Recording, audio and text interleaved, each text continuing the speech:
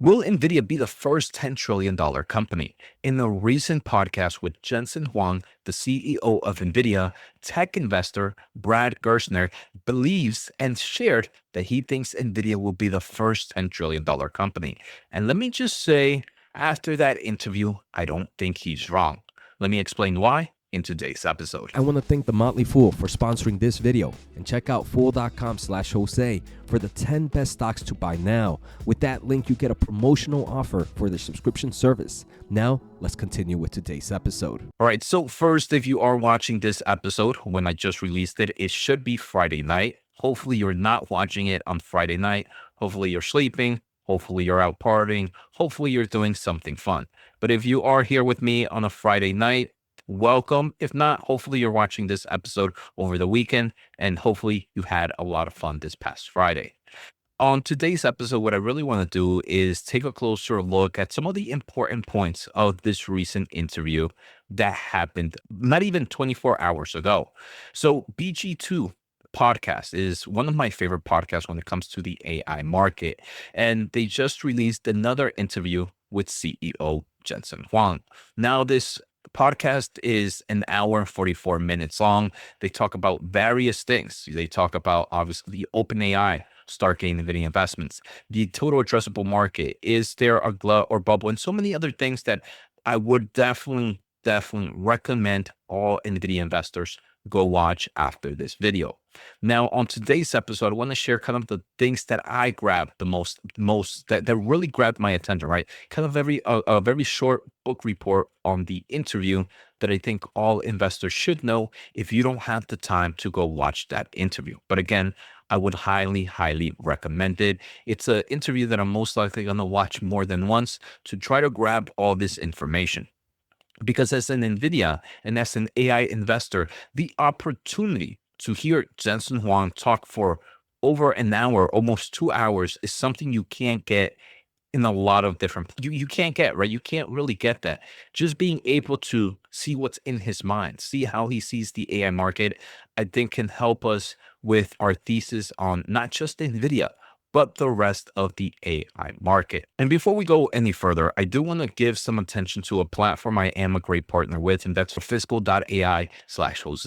Fiscal.ai is the platform I use for all my data information like financials, investors relations, research estimates, and the list goes on and on.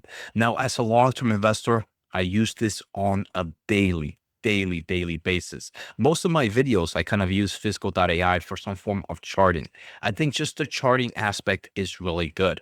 Now, the company right now has 4 levels. They have free, they have plus, they have pro, they have enterprise. Now, they are going to get rid of their plus members or their plus level. Now, the great thing though is if you subscribe before October 1st to their plus member, the plus members will be automatic increase to pro members without any added cost, and you will kind of lock in to this legacy pricing. Now, if you are a pro member, you're going to be upgraded to the enterprise market for a certain time without any pricing increase as well. So if you weren't using fiscal.ai, I would 100% recommend using fiscal.ai/Jose to get 15% off. Even if you're just a new beginner, the plus feature that's going to be upgraded to the pro is great value. So definitely check it out. All right, so let's take a closer look at what I learned. And I have my notes here. I have about 12 things that I think all NVIDIA investors should know. The first thing is something very simple. We've heard from Jensen, and this is not new news, but there are 3 scaling laws that are driving $1 billion demand explosion in the AI space. And right now, it's no longer driven by a single factor, which used to be model training. And that used to be pre-training, right? This was the initial phase of teaching a large language model on a massive data set. This is what originally drove that driver of the AI boom. Then right now, we are in kind of a newer form of post-training. This is compute-intensive phase where models practice a skill using techniques like reinforcement learning. And this is a skill that you just keep practicing over and over which involves a lot of training and inference. So that is a nice amount of demand. But the most explosive factor is called inference, which is reasoning. Inference has evolved from a one shot answer to a process of thinking. The AI now reasons, conducts research, checks facts, and refines its answers before generating. And the longer you think, the better the quality answer you get. And this alone has increased the inference compute dramatically. Some might even say by billions of times because of the amount of thinking that is happening right now. So the addressable market is not just about building bigger initial models anymore, but the use of these models is becoming exponentially more computationally expensive. This is where a lot of the demand is, and NVIDIA has a strong moat in inference. Many people don't believe inference is a moat, but NVIDIA, because they have their NVLink 72 solution, that is the ultimate moat, which provides amazing TCO for inference demand. Now, the second thing I want to talk about is OpenAI. And we just saw that massive investment of NVIDIA investing about $100 billion, so potentially investing up to $100 billion in OpenAI. Why did they do this? And he actually talks about that round tripping as well. Well, Jensen states that he believes OpenAI is likely going to be the next multi-trillion-dollar hyperscale company. Comparing it to some of the other hyperscalers out there, he believes that OpenAI will have vast consumer and enterprise services that build and operate its own full stack infrastructure.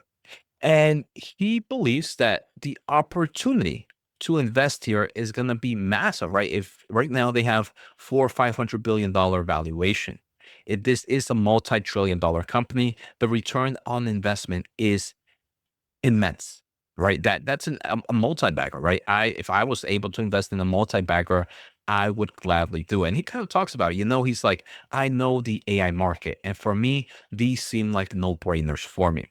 Now, he frames NVIDIA's investment in OpenAI not as a questionable round tripping. We've all seen that picture, right, of NVIDIA investing in OpenAI and then OpenAI investing back in Oracle or NVIDIA, but as an incredible, smart, high return equity investment.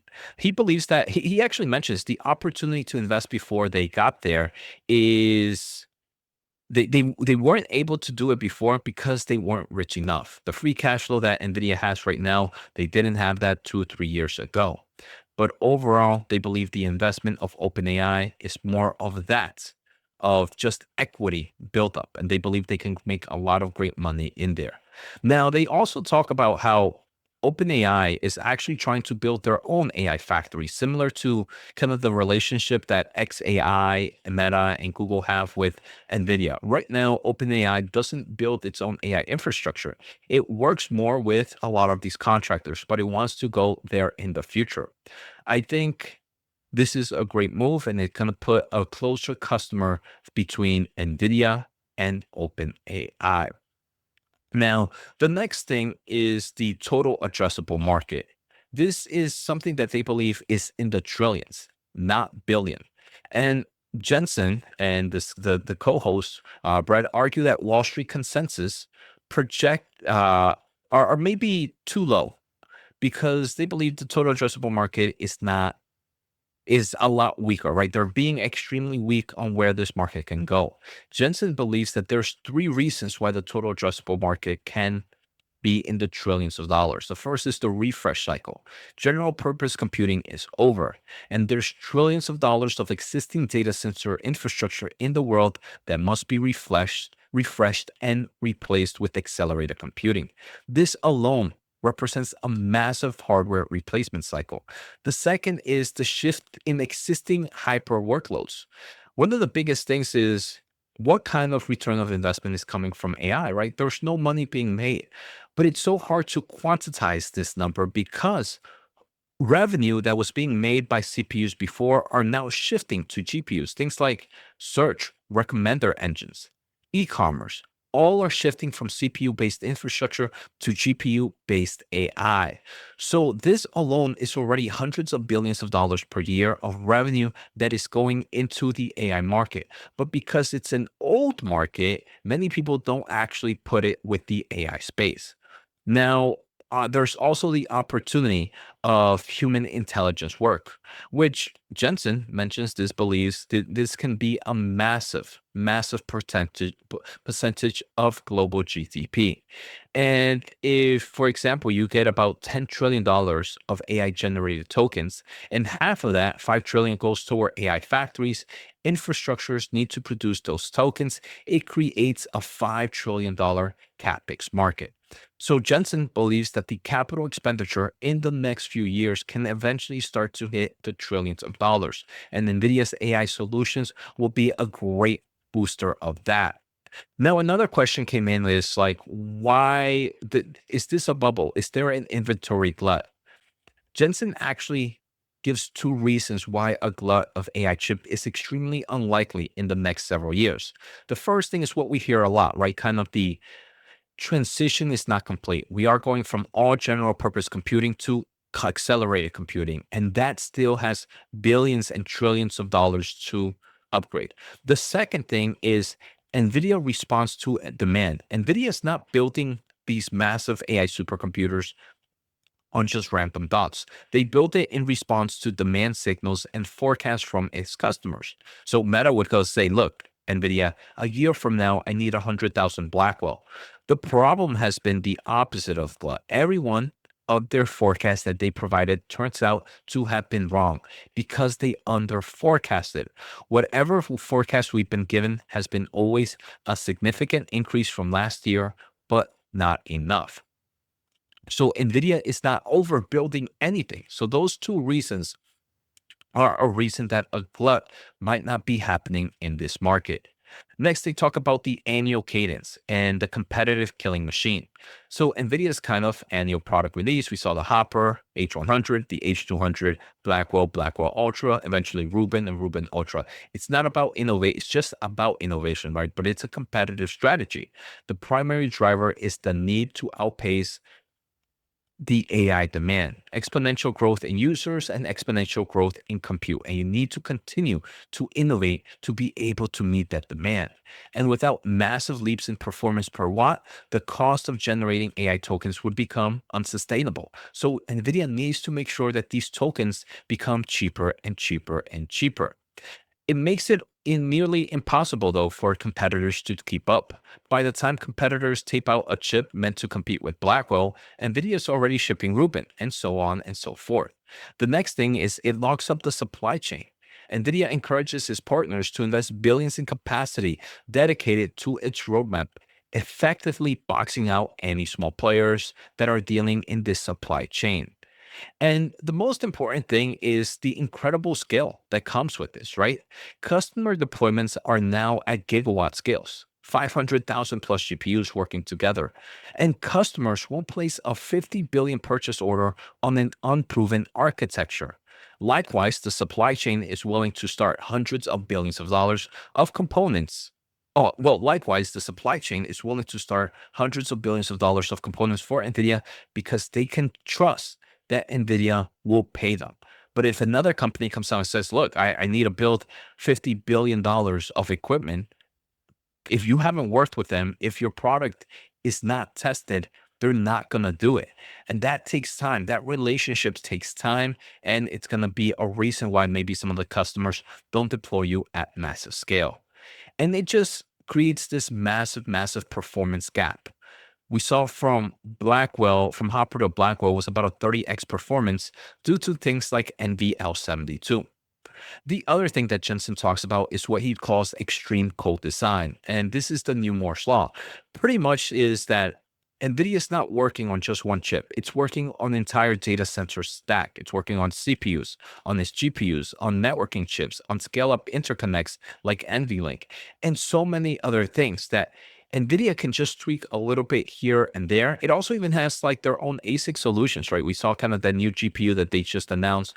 They can just tweak little things here and there, and the performance boost becomes dramatically better than anything anybody else can do by just improving one chip. Now, the other thing is the economics of performance per watt. And this economics of performance per watt is one of the things that can help against their competitor. Jensen makes this claim that competitors could price their chips at zero, and customers will still buy NVIDIA's systems because of the total cost of ownership and opportunity cost. And I do believe the opportunity cost is the most important. And he kind of gives us a very logic and simple reality. Data centers are power limited. You can't build unlimited data centers and you don't have unlimited power. And that goes a long way. And he kind of gives us this scenario. Imagine if a customer secures 2 gigawatts of power. If NVIDIA Systems delivers 2 times the performance per watt, which means tokens per watt, so it can do 2 times more tokens than the competitor, the customer can theoretically generate 2 times the revenue from that same power budget. That performance gap is usually much often. Jensen noted that the Blackwell is 30 times better than the Hopper for some workloads. So a customer, in theory, if they were working on that workload, would be insane to give up 30 times revenue opportunity just to get a free but inferior chip, especially when the cost of the land, power, and building shell is already billions of dollars. So a company is not just looking at TCO, but revenue opportunity. And if Jensen can provide better tokens per watt, that determines how much revenue you can grow from there. Now, there's also this massive discussion with the GPUs versus ASIC debate. You have hyperscalers like Google with their TPUs, Amazon with the Trainium, and all these others developing their custom ASIC chips. Now, Jensen argues this threat is diminishing.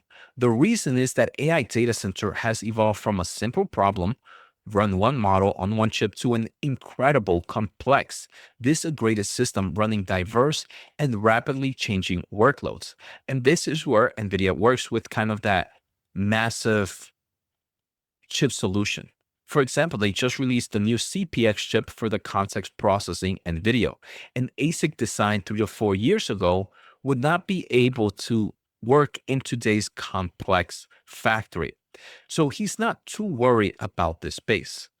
He also talks about the geopolitical and sovereign AI. He mentions that a significant portion of future demand will come from new class of customers, nations. Jensen is spending a lot of times meeting with world leaders because they know that domestic AI infrastructure is a matter of national and economic security.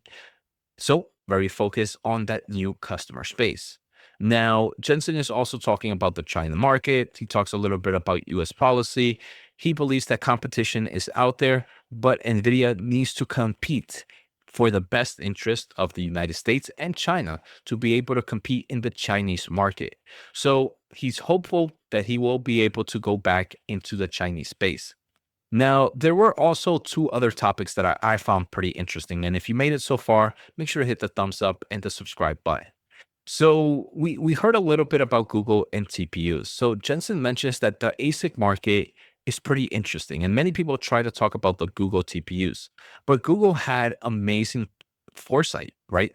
They started building the TPU long before the AI market became what it is today. And he believes Google is a special case. There are under 7th generation, where a lot of these AI companies are still in generation 1 or generation 2. Even after 7 generations and being ahead of the curve, they are still a big customer of NVIDIA. Now, NVIDIA says if you can't get rid of me pretty much with the 7th generation, how can the first or second player be a competitor to me? The final topic, and this might be something that might scare Broadcom investors, and it's kind of talking about the ASIC market. He mentions that this fundamental market breaks down when chips become very large in forms of market. So he mentions that ASIC model is a small market. It's when the market is small. A company will go to an ASIC vendor. That vendor acts as a contractor, designing and manufacturing the chip on the company's behalf and charging a high margin. He mentioned somewhere around 50 to 60%. He believes this is efficient for low volume specialized chips. But when the market becomes massive, it no longer makes economic sense to pay that high margin. At that point, the customer brings the process in-house. He states when the market gets large for an ASIC, there's a new way of doing things called CULT, which is customer-owned tooling. He gives kind of an Apple analogy. His prime example was Apple's A series chips. For the iPhone, the volume is so enormous that Apple would never pay another company a 50% margin to be their ASIC provider. They design it themselves and control the manufacturing process directly. He actually believes that the logic would be that Google eventually will enter the TPU business and do everything in-house. So bye bye Broadcom. Now, I want to say Jensen and Tan, I believe is his name, the CEO of Broadcom, they always send indirect shots to each other. I remember a few earnings ago, or I don't know if it was last earnings, but the CEO of Broadcom didn't really said Spectrum X and NVIDIA's networking solution is nothing special. It's just basic Ethernet. He didn't call it by name, but we know who he was talking about. And here, NVIDIA, without saying any names, is taking direct shots at Broadcom, saying that, look, your business sucks. You guys are not going to last. You're good when the market is small, but you better be careful now that the market is getting bigger, because if it gets too big for Google, it's going to make no sense for them to go with you to pay those crazy margins to you. They rather build everything in-house. And I can see that actually happening. So if you are a Broadcom investor, let me know what are your thoughts on that. But it is definitely an interesting story for sure. So those are all the topics that I think were pretty interesting to hear from this interview. Again, the interview is an hour and 44 minutes long. Now that you have this information, I think maybe you can even absorb the interview even better. So go check it out. Take care, have a good day, and see you all next time.